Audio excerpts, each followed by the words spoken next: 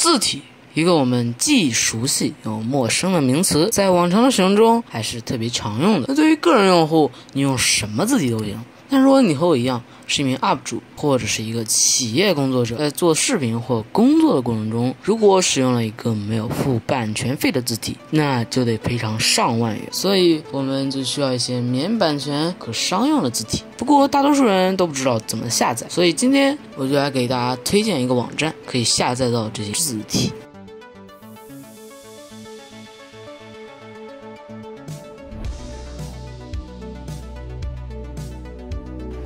那它就是这个叫做猫啃网的网站了。这个界面还是比较精致的。那它这里你也看到了，它有多个分类，首页就是主页面，也就是你现在这个页面。这两个分类，免费中文和免费英文，就是字体的分类了。字库教程这里就是一堆字库制作教程，资讯动态就是一些字体方面的新闻了。在线授权可以替你在线获取字体授权证书，字体大全表可以很有效的帮助你挑选字体，所以我很建议大家来看一看。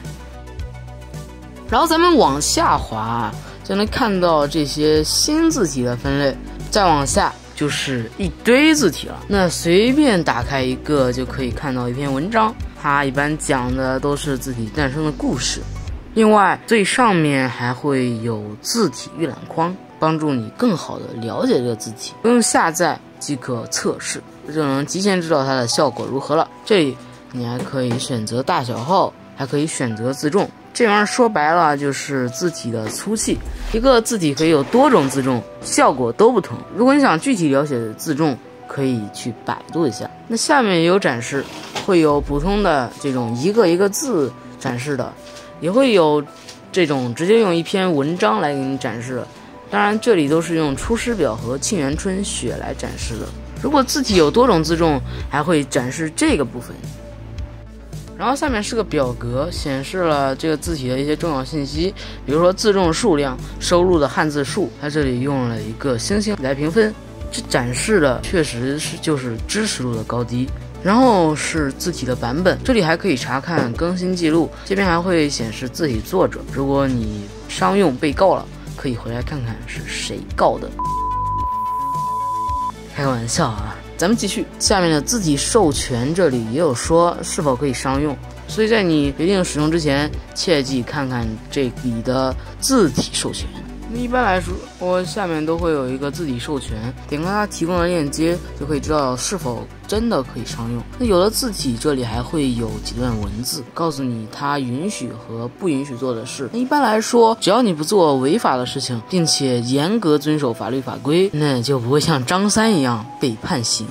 那如果你要安装字体，通常来说，如果不是特殊情况，那你只要点击下载字体这个按钮，然后选择一个网盘下载文件，然后解压安装字体就可以安装了。当然有的时候只能去官网下载，那也无所谓，去下载就可以了，效果是一样的。那既然说到了字体，怎么能不推荐一些我在用的字体呢？所以接下来我将会给各位推荐几个我目前正在使用的，而且免费可商用的几款字体。首先第一款钉钉进步体，这款钉钉官方出品的字体目前使用也十分广泛，那我视频的封面好多也都是他做的，所以大家应该也都不陌生了吧。那它给我的感觉就是非常的自然，就像是我们平常写字写出来的一样，而且很圆润，但同时又不乏棱角，整体来讲还是非常好看的。下面是几个黑体，第一个是 OPPO Size， 那你们视频下方看到的字幕就是这种字体，它也非常的圆润，真的非常适合做字幕。第二款是思源黑体，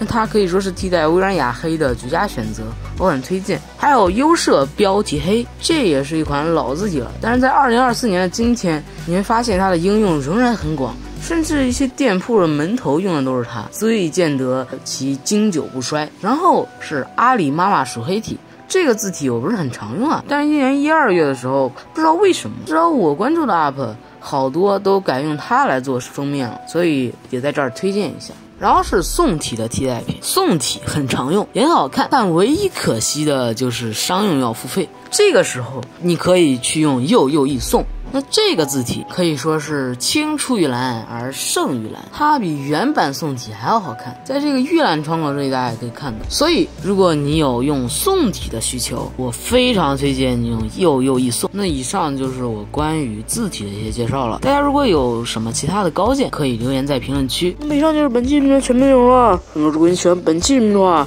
那么你也可以传点赞，一键3连。我们下期再见，拜拜。